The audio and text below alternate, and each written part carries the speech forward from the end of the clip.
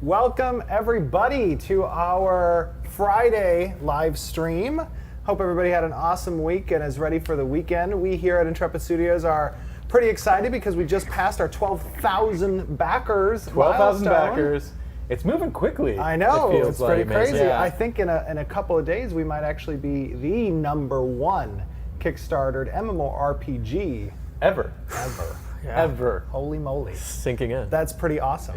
Yeah. So with our 12,000 backer goal, I think that unlocks the Kickstarter exclusive die set. Yes. Yes, so that's going to be all some sorts of fancy colors. Pretty cool looking people out in the world. We have a special guest with us today, Mr. Dungeon Crawler Network founder himself, Aggelos. Welcome. Hey guys, thank you for having me back. I guess I didn't scare you off last time. No, no. Actually, I think a funny thing about that, Aggelos, is a lot of people were really impressed with your ability and podcast quality, and that's one of the reasons why we reached out to you to do our official live stream Q&A. Is you had pretty positive reception. I think you run a good ship over there at the Dungeon Crawler Network. It's almost like you've been doing this for a while. I know. For a few years, yeah, a little while. I see you put the pressure on though. It's like, hey, you did great, so we're gonna bring you on, and hopefully you don't mess up. So. You better not. Well, you'll be happy to know that in addition to doing this live stream for the Q&A today, we're also going to be showing off our demon skin that's in the Leader of Men package, as well as some additional pre-alpha gameplay footage. Yep. That I think Tristan. Oh my gosh! There's the demon. There it is. The It's demon so big. has appeared. Wow, that's a pretty good looking skin. It is. I like it. I like it a I'm lot. pretty excited about seeing this. I think you're cutting off the horns though. Let's pull it down a little bit, just a little bit. Pull that demon down. There it is. There we Yes, go. Very pointy. Now they'll fight. Make them fight. Those are our. Michael. Yes. Yes. No. That didn't look right. Those Have are some Street Fighter Hadouken thing going on here, you know. And then we also have the gameplay footage that we're actually recording right now. It's going to be of one of the Great Divine Gateways. Yeah. Yes. In the, I believe it's in the Ayla starting area. Yep. Very cool. Again, it's going to be pre-alpha footage, so it's going to look unfinished, unpolished, but you know, it is. That's our what we got game. to show. Right, So right, yeah, exactly. we're going to show you. I'm pretty excited. So, Aggelos, take it easy. You had a couple questions for us. I think I sent you a few, just a handful Just maybe. a handful. Just to be clear, I believe it was around 70 questions. Yeah. it's about- I don't think we're going to be able to get through all of those, unless they're all yes or no only. Right. We got 50 seconds per question. 50 seconds per question. All right. All right, let's do this. You guys ready? Because I'm ready. We're ready. All right, so I broke everything down into different subsections. So, I mean, the first thing I'm going to try to hit up is combat, because that seems to be something that people like. And a lot of people have questions about tanking, because that is a thing. Now, you mentioned before that tanks will have abilities that will more or less force an enemy to attack them instead of a weaker target. But how does the blocking work? Will there be like an active block, or, do you block all projectiles in like a template around the person? Or, just as a thing aimed at the tank? Or is it even a toggleable ability? So I think little there's bit of the above. I was going to say, probably I think there's a little combination of both there. Yeah. And I think that blocking can refer to a couple things. One, it can be referring to incoming damage and/or projectiles or hits that are against you personally, and then your ability to exert control over the battlefield, potentially with creating zones where damage cannot pass through and/or effects cannot go through, with walls potentially and stuff like that. But I think there's a mixture of the two of those. Yeah, the tanks are going to be focused on like changing how the battlefield flows, basically. So, if they need to stop a charge, right, they can probably do that in a number of different ways.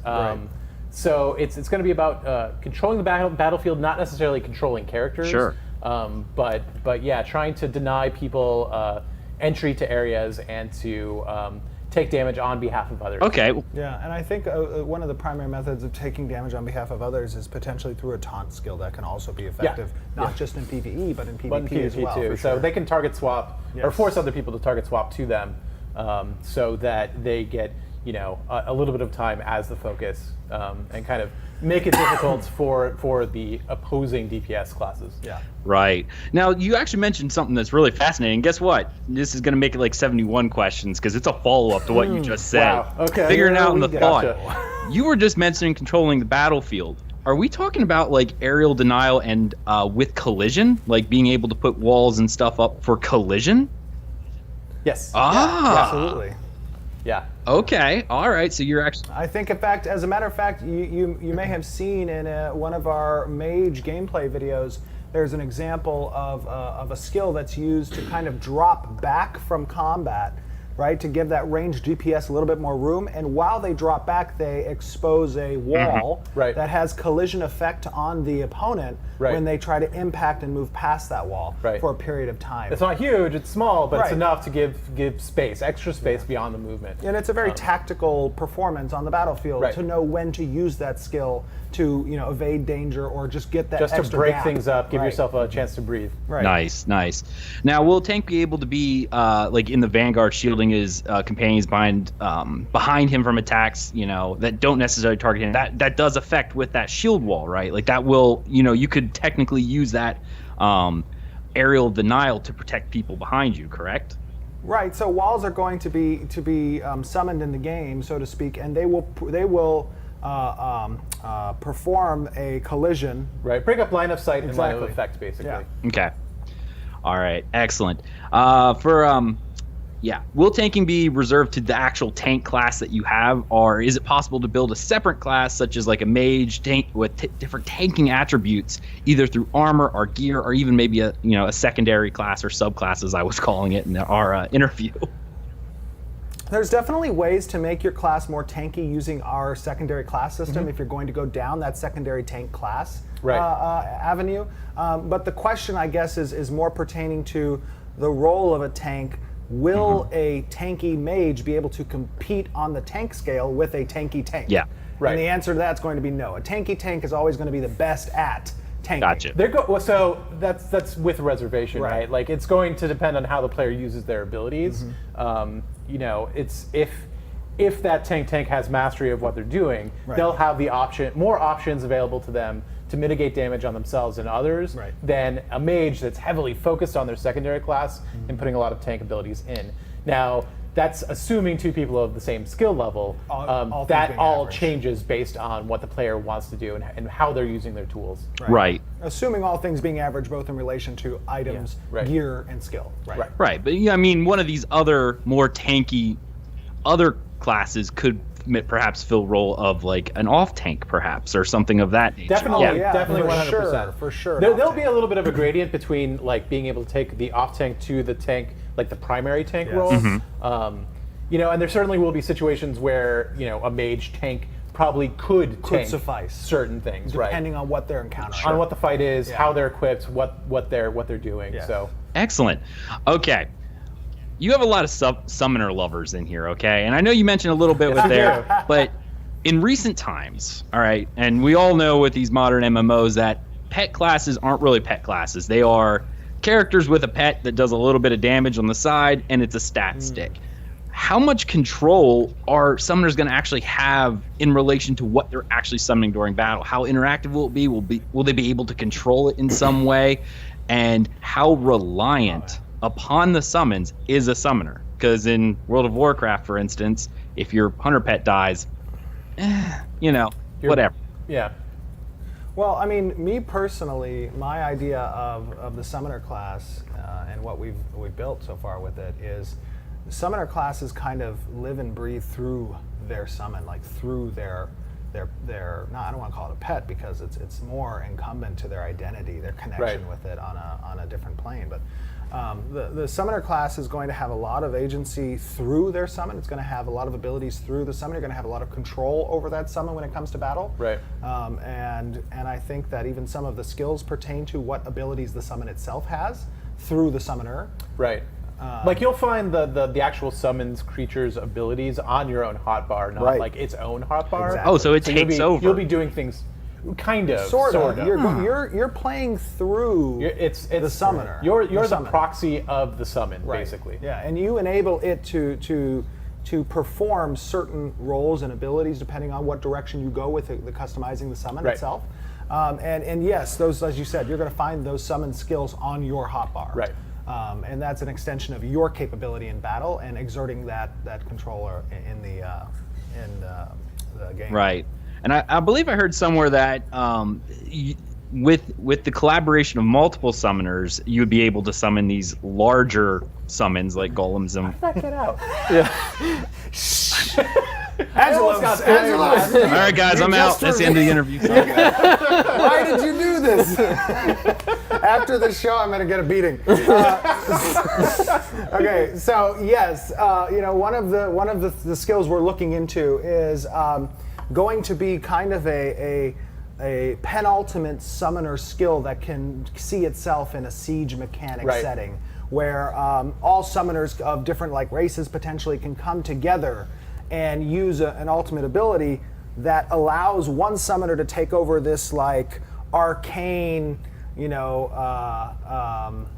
golem kind of thing, this giant siege summon that's going to be performing, certain types of abilities on the battlefield to either have an AoE presence against other opponents or potentially knock down doors and buildings and all that kind of stuff. It's something that we're looking at. Intended to be used during sieges, not necessarily a raid. Right. Sure. But yeah, in very specific context, this is going to be something that we are talking about. Yes, talking. The group aspect is something we really appreciate. So. Well, sorry. Chat seems to like it, right? So that's what I'm seeing right now. We like it. We like it. I love it. I mean, I think that we're not just talking about it. Yeah. More than likely you'll see it. Yeah. All right. Well, I've seen a comparison to me and Jesus at some point. But speaking of that, I understand that when your character dies, you lose experience. However, what is the system in place for respawning or returning to life? Will there be a corpse retrieval function, or will you respawn to the nearest node that you were affiliated To with? clarify, you don't really lose experience, you gain negative experience, and there's a difference there. Yeah. Negative experience has a cumulative effect on your abilities and your performance and stuff like that, and it will require you getting rid of that experience debt. You're not going to be de-leveling in the game. Right. But in regards to respawning and stuff, I think that we're going with a standard respawn. Yeah, I don't think we're going to do corpse retrieval No. in the way that it might happen in EQ1. Right. There's kind of a cool, fun idea about it. It sounds cool, but in practice, generally, it's awful. It's really pretty tedious. Right. Yeah. really tedious. You'll be respawning in the world somewhere. Right. Yeah. Right. Okay. All right. No, that's cool. You showed off the Predator, which is the Rogue Ranger class stealth in various videos, all of which are gorgeous, by the way. Thank you. But a lot of questions we had, especially this early, and I know it's very early, and there will be tweaking with this. But how long is it intended to last? And is there a radius around the player that they're invisible with until an enemy player or spawn enters that radius, or is it just that semi-transparent shimmer? I made a statement last night on the Discord in regards to, I think there was a conversation being had about, what people can glean from seeing effects and stuff in our pre-alpha footage. Yeah. And I just want to make sure that people are aware, these skills and effects, sometimes we play with the limitations, cooldowns, and all that kind of stuff. It's not representative of actual skills that are going to appear and how long they're going to last in the game. So we don't envision a rogue being able to stay invisible forever. Right. Right? Right. And there is going to be somewhat of a shimmer effect when it comes to visually giving a clue and a location of where something is. Yeah, and it's also if you think about when we talk about utility abilities, Right.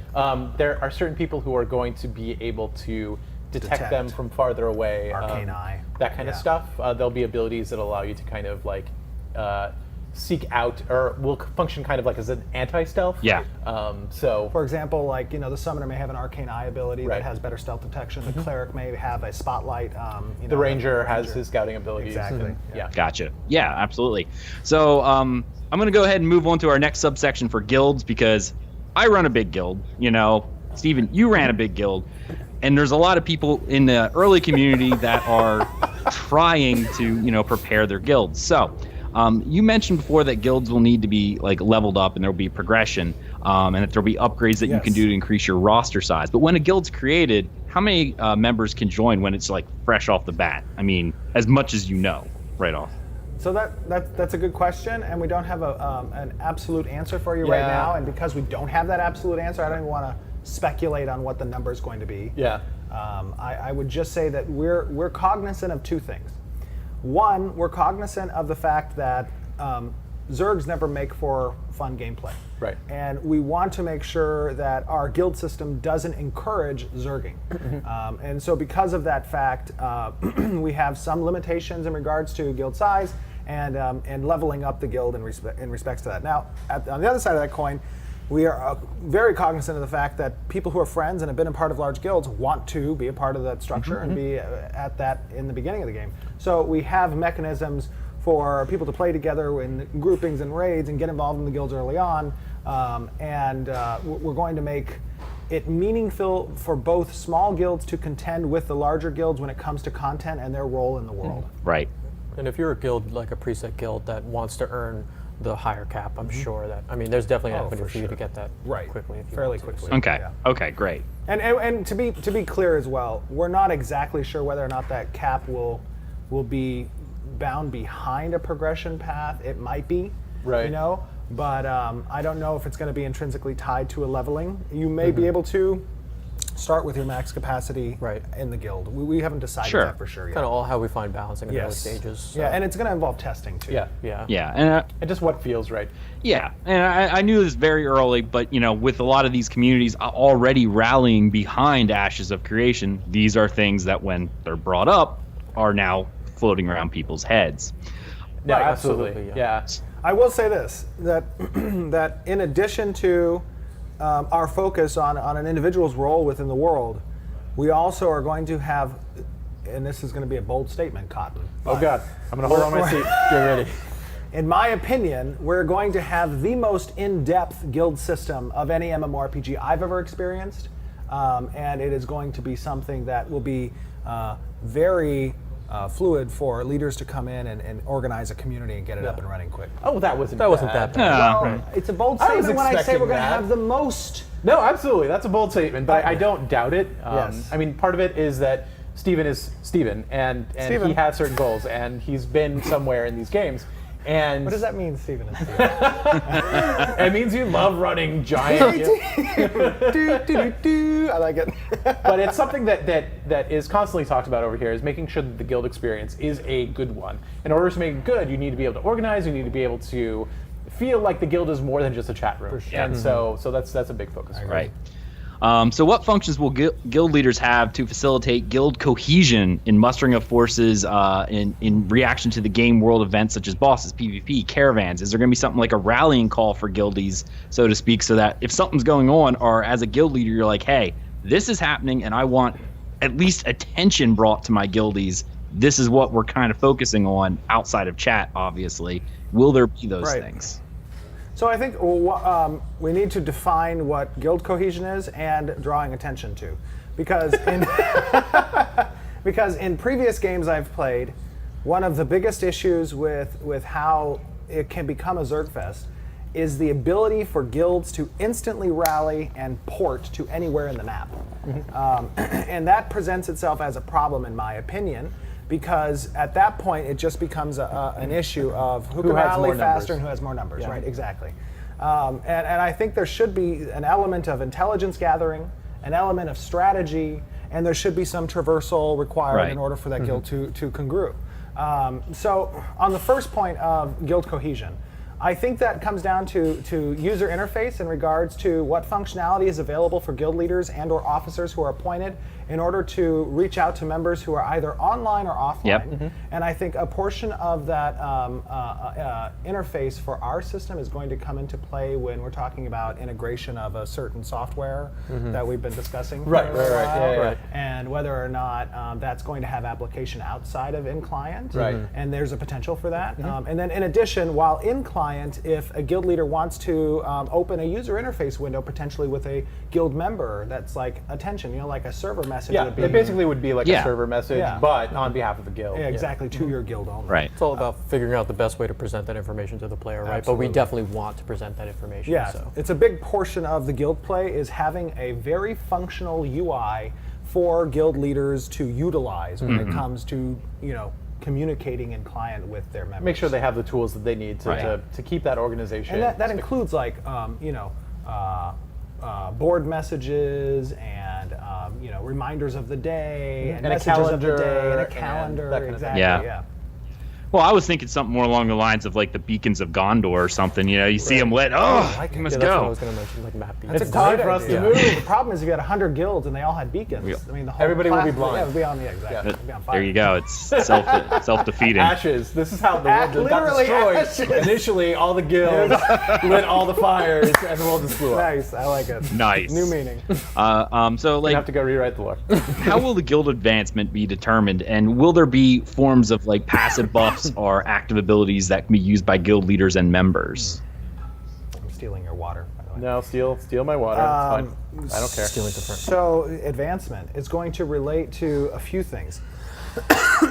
We want guilds to participate in the development of the world. So in order for guilds to advance, they're going to have to show some accomplishment in regards to that development as Right. well. And those accomplishments can be tied behind questing, certain quest events. They can be tied behind the crafting of certain types of items. It can be tied to participating in certain types of events. Yeah. I think there's going to be an in-depth structure in regards to the advancement of a guild And being active in and the being world. active in the world. Exactly. Yeah. Okay. So how large are dungeons going to be in this game? Can we expect these small little point A to point B affairs, or will we have these sprawling networks of caverns and rooms with multiple access points from the surface, or even from the Underrealm, since we unlock that? Ooh, Underrealm. Underrealm. Yes. No, I think we're our intent in regards to dungeons and just adventuring. Oh my God. That's one of my favorites. I like it too. Is that it's going to be massive. I mean, our world is massive. Yeah. Yeah. Right. We are going to have a big focus on big things. Yes. But that doesn't mean we do want a scale of content for people to participate in, right? Sometimes people log in and they only have 30 minutes to play. Yeah. And we want places where people can do that and kind of experience hey, that was a really fun little session. Now I gotta log off. So there will be larger commitments and smaller commitments throughout the whole world. Yeah, that's a good point. Yeah, but we do have a big, strong focus on these set pieces. For sure, absolutely. Yeah, you're going to see massive caverns, massive dungeons in the world, and I think that those are going to be popular spots in the open world for people to contend with over, who's present there and Right. stuff like that. Speaking of overworld, will dungeons be subject to the same open world PvP? There definitely will be some dungeons because they're open world dungeons that are going to probably be prime locations in regards to certain features and or items and drop tables. Yep, and or open PvP zones. And their open PvP zones, yeah. I think one of the interesting components of Ashes of Creation and our flagging system is that it presents the potential for two conflicting parties to have open conflict in the open world over pretty much anything that they may want or disagree with. And if that pertains to a hunting ground, not just the caravan or the castles or the nodes or whatever, it can exist in that area where people are going to be contending to have, participation in that area, basically. Right. Right? Right. So that kind of leads in with these open worlds. How are you going to make the PvE experience? And yes, there's a cattail right over my shoulder. How are you going to I was wondering what that was. Make it so that raid and dungeon bosses can be done with their mechanics in place without Zergfest happening to just ignore everything? So the interesting thing about when we're designing encounters like that involve these raid bosses and dungeon bosses is that there are specific mechanics that will be necessary for the players to learn and react to from both a skill standpoint and a knowledge standpoint that are going to be required to complete the boss and cannot be zerged through. And you could bring a large Zerg as you want if they're not aware of certain mechanics or if they do not react to them appropriately, they're going to get wiped. So we want to make sure that our content has meaning in the sense of exploration and discovery for exactly what this boss is all about and what type of skills this boss has and how that relates to our raid composition and our tactics and strategy in that fight. And it's not just going to be something that let's rally everyone possible and just zerg it down. That's not experiencing content. That's just bulldozing through it. Right. Right. Okay. I'm going to move on to some freehold stuff because I know a lot of people were questioning about freeholds. So when you own a freehold, okay, is there going to be a type of like a robust band friend or co-owner mechanic for homesteads in addition to being able to lock your door and bar entry in a PvP situation outside of, sieges when everything could just be burnt to the ground? Yes, you will be able to lock your door. Oh, good. And yes, you will be able to put an access list to it. Nice. And as far as co-owner goes, it's always a little bit rough. Some of the games that I've worked on before, co-ownership can turn into a pretty big mess when it turns out to like, hey, you've put an item down, I've put an item down. Who owns that item when we pack up the house and move? Or Well, that's why we have our divorce court. There we that's go. why we have our divorce court. Confirmed. Part of the social systems that you didn't know about.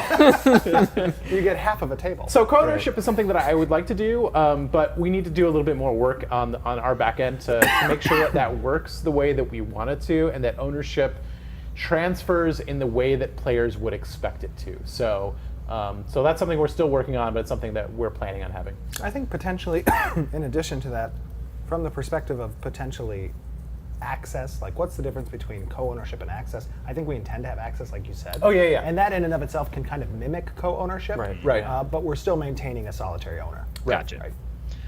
Now, what's going to happen to this freehold should a node that it's connected to either de-level or be completely destroyed? Will it just fall apart and degrade, or will it still be usable just outside of protection of the node that it was connected to? Those poor citizens. Okay, so to be clear,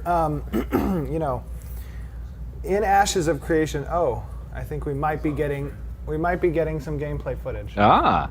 Oh, it shouldn't be on the screen. Okay, are we going to be getting it soon though? Do we have it? Yeah. Oh, do you want to show it now?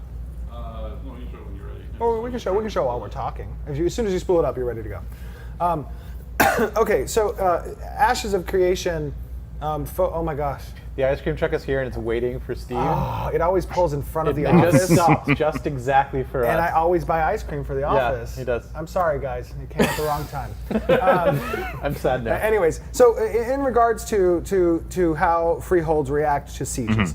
So in Ashes of Creation, change is a constant mechanic. It's something that players need to be cognizant of, like when defending and we have our gameplay footage, by the way. Again, this is pre-alpha footage, so take it with a grain of salt. It's not very polished at the moment, but it is a beautiful thing that we've spent a long time over the past 15 months creating, and we love it so far. So this is a mage running through one of the great divine gateways in the world in the Ayla starting area. Sorry, getting back to your question. Yes. When a siege is declared against a node, and if that siege is successful, you're going to see the zone that pertains to that node after the successful siege will go through a period of open combat where these freeholds are susceptible to destruction and attack. And after that period is complete, which it could last an hour or 2 hours, we haven't determined that yet, but after it is complete, if your freehold still resides within a stage 3 node or above's zone of influence, it will be fine. If it does not, then it will be gone. Okay. The freehold will likely So be even gone. if the city goes down, you actually can defend. You can be out there with a pitchfork defending against, Absolutely. Yeah. All right. With a Yes. hose, just trying to That put the is true, fires and, out. and there's going to be structures that you can build on your freehold that could assist with that. There could even be guards that you could retain through some type of mechanic or purchase or golting, whatever it is, that can be at your freehold in the event that a siege is successful Right. and help defend. And you can have your friends come and help defend. Your guild can come and help defend. It is another point, and those It is the people, last stand, exactly. basically. Yeah. And those people that attacked that node, they may be this roving band of marauders going through the countryside trying to destroy the freeholds that existed here. And they may see yours with a bunch of your friends defending it, and they say, okay, forget that one. We're going to go to the whatever the deal may be. But yeah, that's how that's going to work. And it's another thing important to note that the way housing has worked in other games is it is a lot of resources and a lot of time to build up that housing. Right. Ours is more cognizant of the fact that housing is going to change, it's going to move, It's probably gonna get destroyed. It's probably going to get destroyed. So it's not going to be as intensive to get up and running again. It's not going to be onerous. You'll be able to copy your layout. You'll be able to, save your build and stuff like that. And stuff like that. So it's not going to be, the end of the world if your homestead or your freehold gets. And one of the other things that we're going to test in alpha and beta, which is a potential, is that these certificates of freehold may have on them additional design features like you built a furnace or you built a smelter, or you built a home, whatever the deal is, and that may get included onto your certificate. And if it gets destroyed and you've already built up those places on the certificate before and you go to lay it down somewhere else, it'll come pre-built or something along those lines. That's something we can more than likely do something like that. Okay. Now, you mentioned that these freeholds, like you said, with these writs of freehold, the plots of land that you can build anything you want on, in place. Now, how are these going to be set up? Are we going to see something like every free patch of earth taken up by these freeholds, or is it something closer to some other games where there's designated housing zones that's where they can be built? So that's a good question. Obviously, assets within the world carry with them a template that exists their location, basically. And there's going to be pathing routes, and there's going to be, dungeons and events, spawn areas, and all that kind of stuff that are going to have kind of blockout areas. But essentially, I don't think we're going to go down the route of, hey, there's a designated plot over here that everybody gets to rush to and grab. It's going to be more open within the zone of influence around a node, but there's also going to be proximity markers between freehold so that you can't stack them necessarily on top of each other and just kind of make this ugly looking countryside thing. We want stuff to look good. Yeah, we want there to be some space between you and your neighbors a little bit. Right. So it's going to be a more open plot placement design, but maintaining that proximity distance between the templates that are laid and you out. are going to need a leveled up node in order to place one to begin with, so it's not going to be just everywhere. Yeah, and it's not going to be a land rush either. It'll make sense with regard to what the world looks like, kind of. So you'll see civilization with civilization. Yes. Okay. And that actually does follow up here pretty nicely with going into node section again, because I know we go over nodes a lot, but I had some pretty focused questions here. Of course. And you kind of answered that, at least with the player housing side. But when these nodes level up, and who decides the location of these buildings, specifically within the cities themselves? Are they pre-done by like NPCs and stuff like that? But then you also mentioned player-run governments and having the ability to choose specific services. Like, how are these things being placed? Are we just going to see willy-nilly cities, or did you hire a city planner? No, so nice. We hired a city planner. Excellent. You're going to see that when nodes develop, they're going to have a base style template that's reflective of a few things. It's going to be reflective of the race that is the primary founders of the node, and that's going to determine like the architecture, design, and the types of buildings you're going to see. It's going to be determined by the type of node, whether it's a military, divine, economic, or Scientific. Scientific, sorry. And those types of factors are going to come into the way that the node is going to appear initially. The player-run government is going to have sectored out zones within the node that are unbuilt and are going to require direction from the mayor and the government to determine what do we build here. Is it going to be an apartment complex? Is it going to be a merchant house? Is it going to be a thieves guild? Is it going to be a marketplace? Is it going to be a barracks? There's a whole bunch of determining factors of what types of buildings are going to get constructed. And then once that is determined, the community is going to have to come together through driving resources, through caravans, and bringing them into the node and actually constructing that building through questing and stuff like that. Right. Excellent. Right, so it's a little bit of A and a little bit of B, right? Like, there's going to be a lot of stuff provided out of the box, and then there'll be decisions that the government has to make as far as how to kind of specialize their city. And once they choose certain things, they won't be able to choose other things. So there's going to be, we expect there to be node builds, basically. And there could be regime changes. Yeah. Like if somebody doesn't like the fact that a market was built and they want to re-elect a new government next cycle, they can do so, and that market could be destroyed and a new building in place. So there's going to be the will of the those people. Elections, exactly. Right. Yeah. Get a mandate. Right. All right, so leads me into another fun question. Will these cities that are being developed by node progression have predetermined names, or are we going to see some stupid player-created name like City McCityface? We talked about this. Number one, that name is not stupid. Thank you. Well said, Peter. City McCity Face is a great name. No, just Confirmed. It's one of the names of our cities, right? It's going to be predetermined. There may be a list of names available for the city that could be initially determined by the creators, you know, the primary people. They could choose from a list, but it's not going to be a City McCity Face. No City McCity Face. All right, you heard it here, folks. Yeah. True sadness. I know. See, I'm sorry, all you memers. I really like that just because, for the lore of the world, it's kind of nice to know that these cities actually are, we're predetermined. So, when your franchise expands and someone writes about City A, you kind of have a logical idea of where it's at. Will each individual server have like a unique landmass, or is the world the same regardless? And the only thing that really changes is how the node is developed. Yes, the world is the same regardless, and all that will change is how the nodes are developed. Yes. And that should change enough, I think. But having everything procedural like that, just it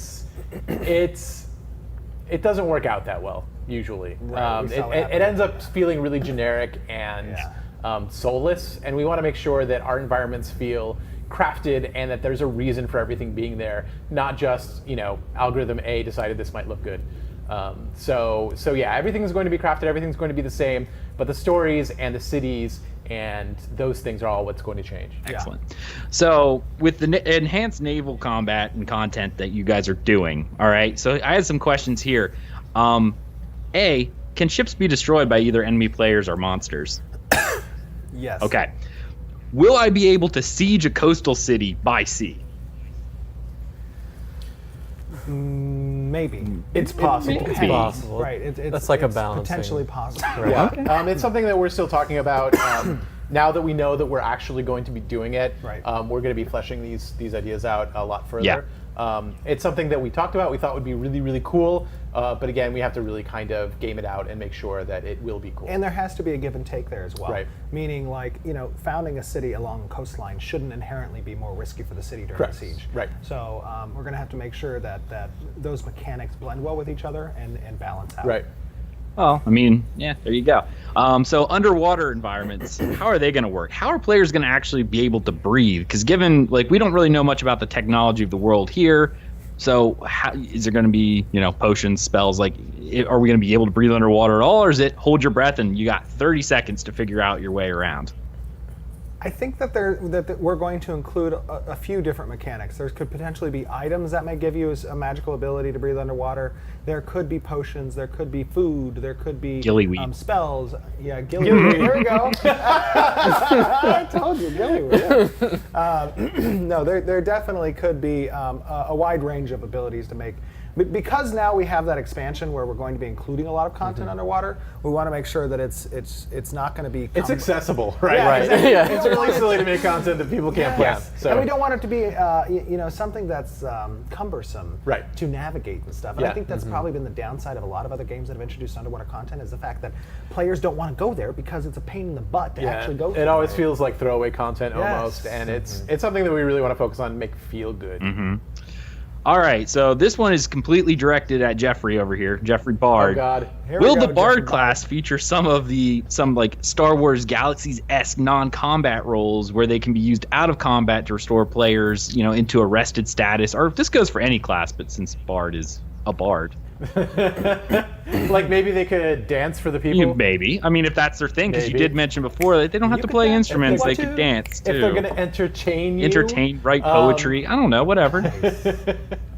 So probably not in that way. We want to really focus the social spaces on that.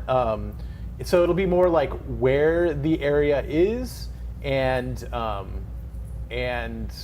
like who's taking part in that. We want those social spaces to kind of take that role, not necessarily a class. We don't want the class to be the downtime guy. We want the area to be the downtime guy.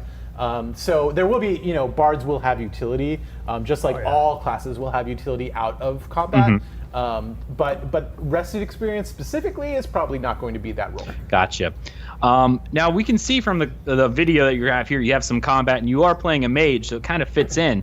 It almost looks like a lot of spells are instants, but are there going to be any spells that require you to remain stationary while they are being casted, and will players have the ability to interrupt the spellcaster? There will be very few that will lock you in place. That's not how we want our combat to roll. I think most people here think it's really boring to stand in place and cast the same spell over and over again. Yeah. But there are going to be a need for that, right? The summoner, when they're summoning their creature, more than likely isn't going to be running around.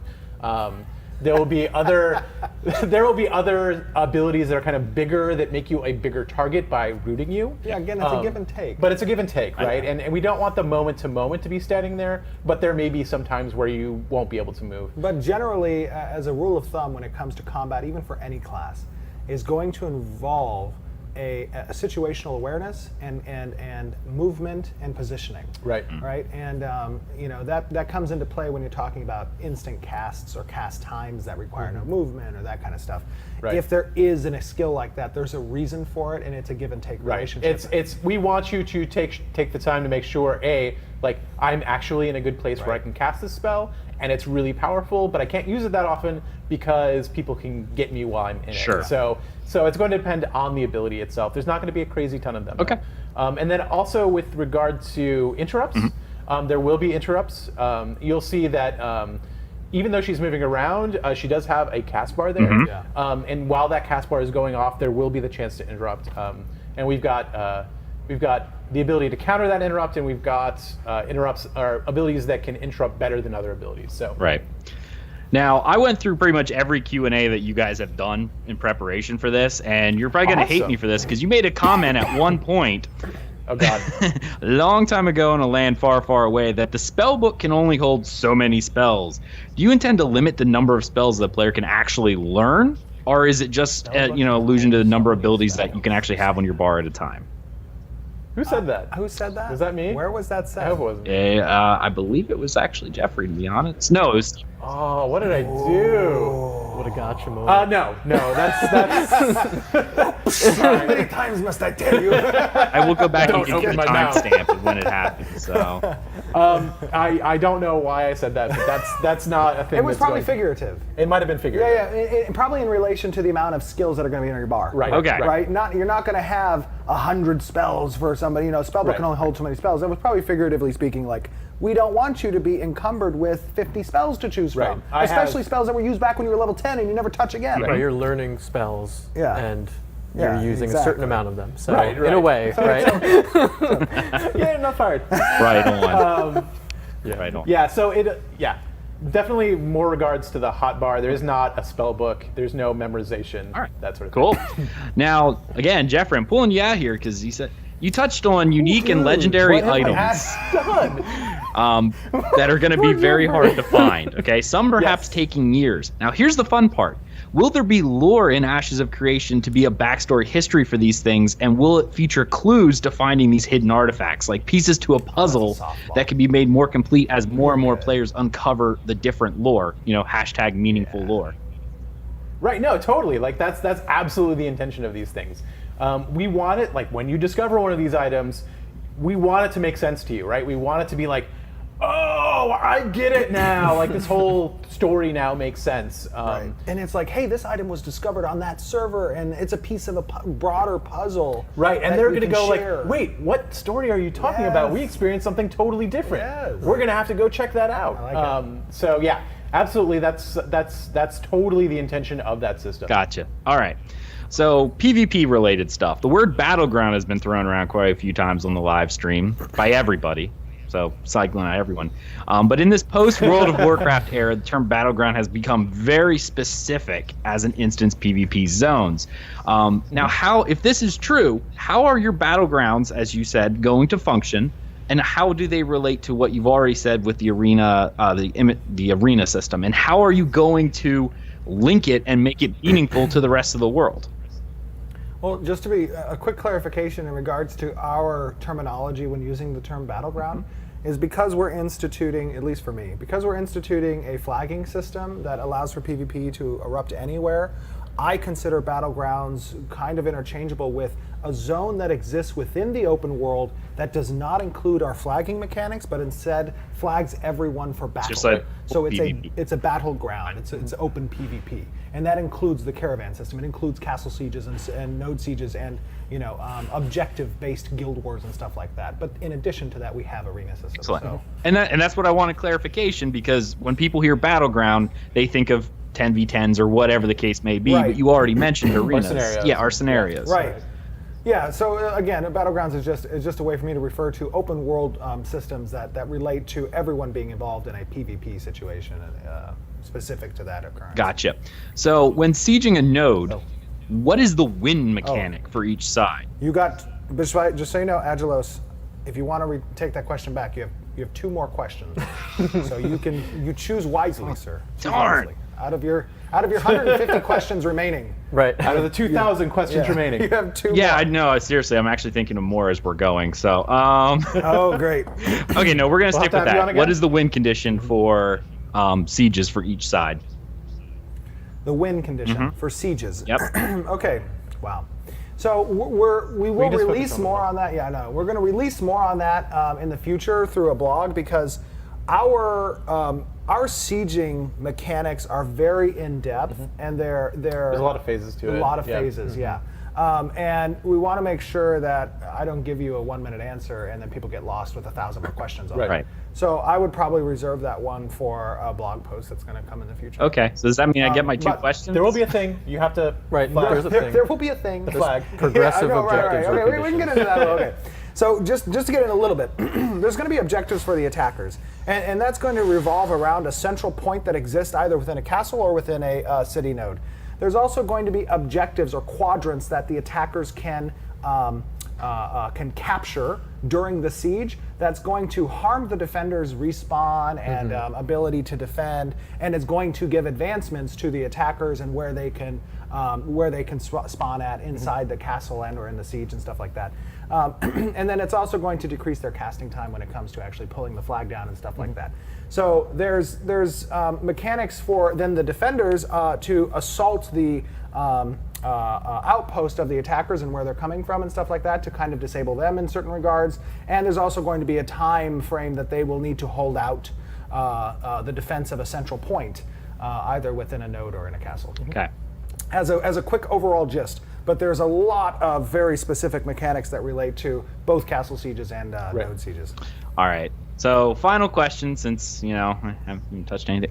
All right, so, question events. Once a node is destroyed or reset, for instance, does that open the pass up for another node to develop? For example, say you have 2 nodes developed close to one another on, say, opposite sides of a valley, and if one... Tale of Two Cities. Yeah, there you go. Tale of Two Cities. right, One there you node go. becomes dominant, takes over the other node, and opens a dungeon.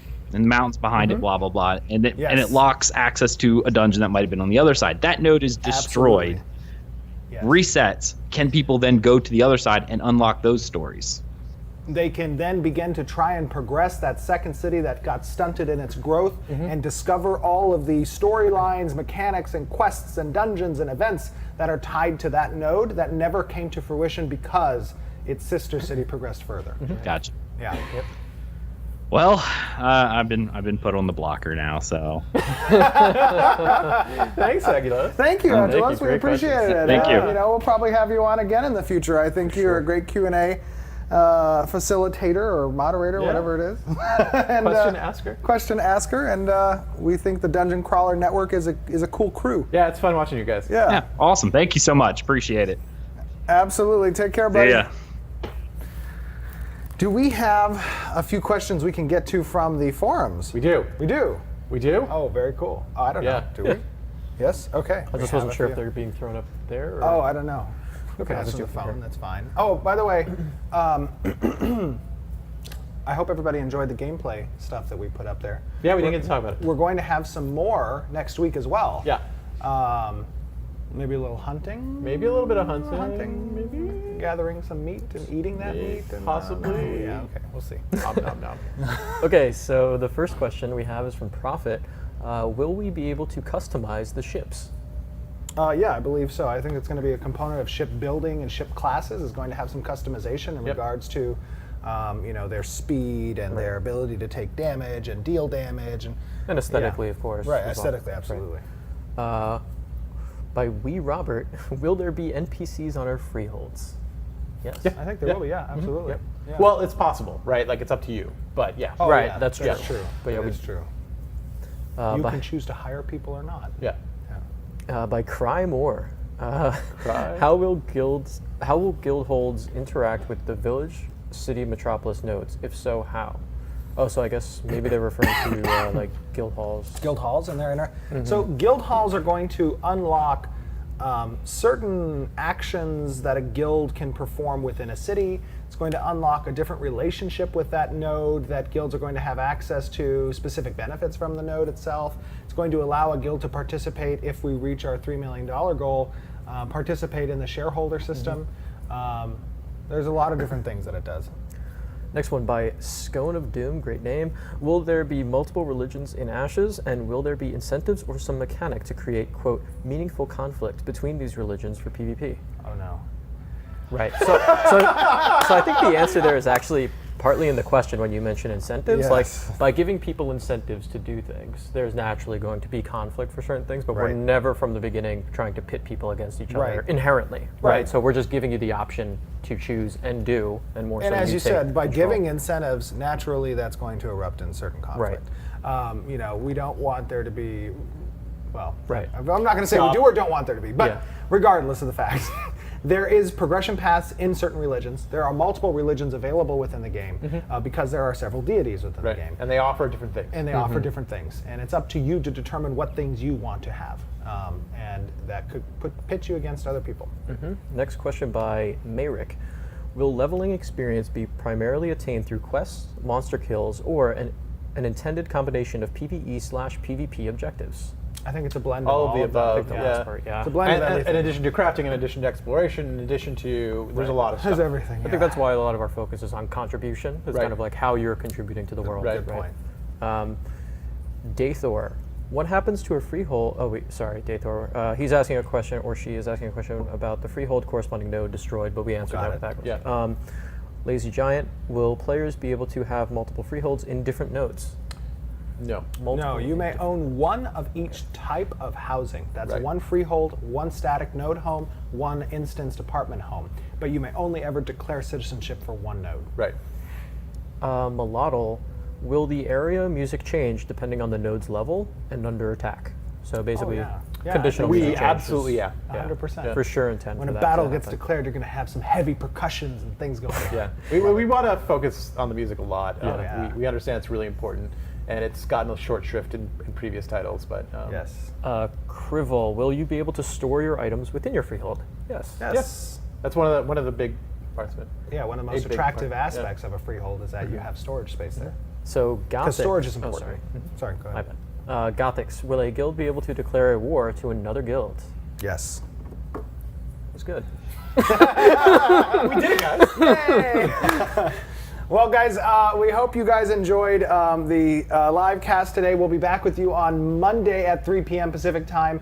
Again, from everybody here at Intrepid Studios, we cannot express to you enough our thanks. It's very exciting to see the progress that we're making on our Kickstarter, becoming the #1 funded Kickstarter MMORPG very soon. Very soon, right around the soon. corner. We'll make an announcement. Come on, when it guys, let's make happens. this happen. We're excited. Get out there and share this project as you have been doing with all of your Yeah, friends. you guys and have been guilds. absolutely incredible. Absolutely We love it, and we will see you guys on Monday. Thanks Thank so you. much, you Have guys. a great Later. Bye. weekend.